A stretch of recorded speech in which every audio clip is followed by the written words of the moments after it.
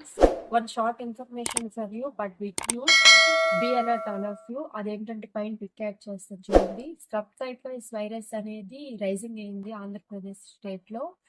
ఇప్పుడు దాదాపుగా 500 కేసులు అనేవి రైజ్ అయ్యాయి.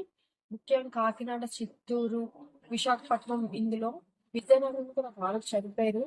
సో మన లైఫ్ అనేది మన చేతిలోనే ఉంది. మన హెల్త్ తో మనమే చూసుకోవాలి కాబట్టి కొంచెం జాగ్రత్తగా ఉంటారని చెప్తున్నాను. కొంచెం పొలాలకు వెళ్ళే వాళ్ళు కూడా ఉంటారు కదా, వాళ్ళు కొంచెం షూస్ వేసుకోండి. మనం పడుకుంటున్నట్టు కూడా ఆ పరుపులు ఇది కూడా ఇరుక్కుంటుంటే మంచిది అనమాట. దాంట్లో కూడా ఉండొచ్చు చిన్న చిన్న పురుగులు, అవి మనకు కనిపించవు, అవే చాలా ఎఫెక్ట్ ఉంటాయి మనకి తర్వాత.